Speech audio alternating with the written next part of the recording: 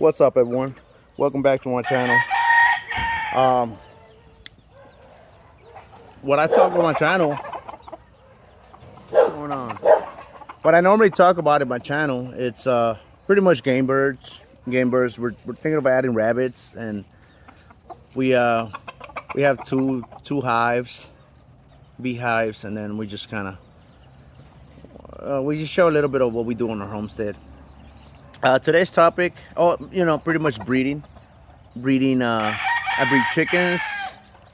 We breed rabbits.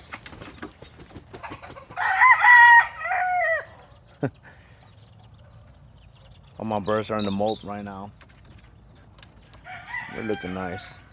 I raised up those teepees here because when it would rain, the water would just splash all over the teepee on the bottom, and it's gonna rot away faster. So I just put those blocks up there. It seems to be helping a lot, and plus they get a little cool breeze on the bottom, so it helps out a lot. They'll dig underneath there. That soil will remain cool during the summer. We'll put some water on it. It cools it down real good. Anyway, back to the project here. Back to the purpose of the video. So I'm going to talk about inbreeding. Inbreeding normally means dad to daughter, cousins, uncle to niece, aunt to nephew, great grandma to great grandson, things like that. But just for the purpose of this video, inbreeding, when I say inbreeding, I'm gonna be talking about brother and sister, strictly brother and sister inbreeding. Okay. Now this bird I have here is something I'm calling F35. I'm working on this line with this cock here. He's a powerhouse. He's a pretty good cock, and I really like him. He's a real good bird. I'm grabbing him with a hen. I mixed him with a hen. I bred him with a hen, and then his daughter, the daughter saw for that. I brought him back to him. Granddaughter, I brought it back to him, and now we're on the great granddaughters. The stacks over here. And then the pullets over here. There's one pullet here, one pullet up there, one pullet here. I got another one up there too. So it's 4 pullets. And I've been doing the back breeding to this guy here because I really like him. I wanna make sure that his genetic code could be throughout the family that I have. I'm basing the family off of him. He has he's American game. He has a lot of game, so that's something good. That's the purpose of American games. And so the qualities are there, the characteristics are there. So that's why I'm using this guy here. I'm trying to make it better too. Trying to work on him. This is great grandson up here. He's molting right now, and we're getting him there. So that's what I'm doing. I'm selecting the best pullets, right? I'm first back breeding. I'm bringing him back to the daughter, granddaughter, great granddaughter, and the pullets are looking real nice. I have another one outside too. So then what I'm gonna do is I'm gonna grab this one here. I'm gonna grab 4 pullets, and I'm mixing them back to him, right? I'm getting groups of pullets off of each breeding, and I'm separating them, okay? And the stags, I'm switching the stags. We're gonna do single mating, but I'm gonna have about 4 pens with a hen each off of each hen. You know what I'm saying? So I'm gonna have 4 pullets, 4 pullets, 4 pullets, 4 pullets. That's gonna be 8. That's gonna be 16 pullets, and we're gonna be switching them out. But anyways, today's purpose is mainly about brother and sister mating, and what to do with them. You can't line breed brother and sister. Line breeding, you can eventually run to a dead end. And brother and sister, you're gonna get into a halt real quick if you continue to do brother and sister and line, because you're just doubling up on it. You know, you have inbred, you're inbreeding them, and then the inbreds you want to inbreed them again, and then line breed them. It's like you're trying to create the same thing. It's just It's just gonna double up and stuff, and it's gonna be pretty bad. I know some people do it, and then they open it up real quick, but I see that counterproductive. But whatever works for you, right? Whatever works for you. This is just the way I like to do it. Um, the, the, this guy, brother and sister here, the offspring off of them, this inbreds, I'm gonna pass a stag, the best stag that I can come up with, and that inbred, I'm not using the pullets. I'm only using the stag, one stag. What I'm gonna do with that stag is I'm gonna pass them on to the offspring of this guy's, offspring of that hen, all the other 16 pullets. I'm gonna add it to it, and then I continue to group mate them or single mate them, whatever you choose to do. But then I'm gonna continue to go with that program. The purpose of this inbred is gonna be to add. I really like these guys here. They're superior, and I want that to happen. I want something better. If not just a little the same, but better. I'm looking for better. And the purpose of that is just to add some of this, to thicken it up, to thicken this up here, to make it more, to make it stronger, to make that genetic code, that blood stronger, and that's the purpose of brother and sister mating. Or that's my purpose, or my take on brother and sister mating. I had a really good question from one of this. Somebody put a comment on one of the videos I have.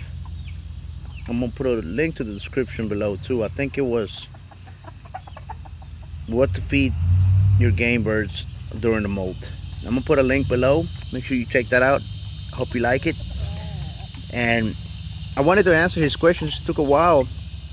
It took a while, but I've been real busy getting off work real late, and I figure I respond to the question with a video. Okay, let me take it to the. Okay, so by the way, I already got some offspring off of them. It's molting, but whatever. Got some pretty good offspring off of them. Here, let me show you.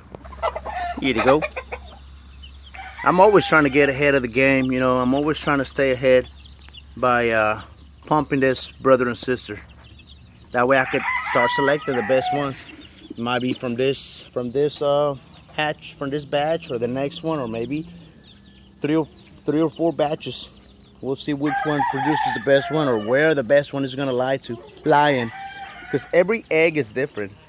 Your chicken's eggs are different all the time. The egg has its own, each egg has its own mitochondrial DNA. Every egg, so it's formed differently. You're never gonna get the same ever. But anyways, so this guy asked me a question. Oh man. Okay, scratch that. Okay. He said he started off with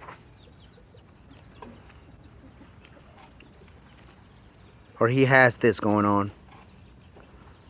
This is a male, this is the female, there's another male. I think it's like that, I don't know.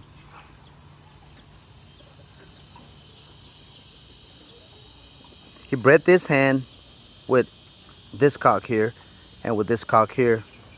The offspring, I'm not sure which one he picked the male and the female from, but just that's the male. This is gonna be the female. Okay. He said he bred this stepbrother. He inbred this. Well, stepbrother and sister mating, and he really liked the offspring. He's wondering if he should line breed the offspring. Let's say this is the pullet here, and this is the stag here. He's wondering if he should pullet with stag and then stag with the hen up here. And what should he do with them? Or should he inbred these guys here again. You could do it. You could breed them and then put them on the side. Put the offspring on the side and check them out. That way you could get that that itch, you know. You could take care of that itch. I mean, you're always curious of what's trying to come out, so might as well do it, you know. And keep them on the side. Keep the offspring on the side. Let's say you get a couple of stags, 6, and then you get a couple of pullets. Let's say we got 6 of each. You keep them on the side. Just keep them on the side, or maybe less if you don't want to spend too much money. But then again, if you don't want to spend any money while breeding, then you're pretty much in the wrong business. But what I would do here, what this shows me here, is this girl here is it's where it's at. You know, if you like this offspring, I guess, yeah, you could do that. I would do that, brother and sister again, and then put them on the side and see how that looks. That way you could get this out of the way already for trial and error. I would line breed this hen here to either this guy here or this guy here, or maybe to both. But let's say we just line breed them with him. Okay, you get the pullets. You keep the pullets. I don't know how many you want to keep. And you breed them to each one of them, and you start breaking it apart. You got 3 pullets, the same stag or cock. You say you got group A, group B, and group C, right? You line breed. This is the 3 pullets here. You separate your groups. You can single mate them, or maybe a couple of pullets. Make a small flock mating deal going on here. You get one of those stags and mix them with this hen up here. What I'm trying to say is that before you get into the brother and sister, you must have a goal first on what you're trying to create. And you're working your bloodline towards your goal. Once you get your goal, what you use the offspring, the inbred offspring, is just to enhance this. You're gonna pick the best ones. Perfect structure, perfect weight. Sometimes not always, but you want them to be better than or the same. Let's say you're satisfied with this, you breed or you know, the offspring off of the inbred of a brother and stepsister. You grab some of these up here, bring it to some of these pullets here. Grab the stags here, mix them to these pullets here once. That's it. And then you get rid of them, or you put them on the side. And then you continue with your line breeding, or flock mating. I mean, or group mating, or single pen, whatever you want to do. But the purpose of brother and sister is to enhance that blood and that family that you're working with. It's not really to. You don't want to. Let's say you don't want to line breed with a brother and sister. I know they're gonna be really good, and it's really hard. You gotta go away with it because you did brother and sister, and most of them come out bad, and some of them come out okay, and some of them come out really, really good, and you really like them and you want to use them, but you don't get to use them so many times. Just once, or at least once, and then keep working the line, and then again, and then as you're mixing them, you're rotating them, or you're using the pullet up here, you're rotating that pullet's offspring. You could break the group down up here too, and see, you know, with stacks or pullets, whatever, from this pullet here, and you break your families apart. You break them apart, and that brother and sister mating that you have up here, you could go ahead and use them to enhance this here. It depends on how the results are showing. So I hope that kind of answered your question, and I hope you like my response. And keep them growing, guys. Keep on experimenting, and I'm gonna be experimenting and putting my videos on YouTube. Hopefully it helps people out there. So thank you guys for watching. You guys have a good night.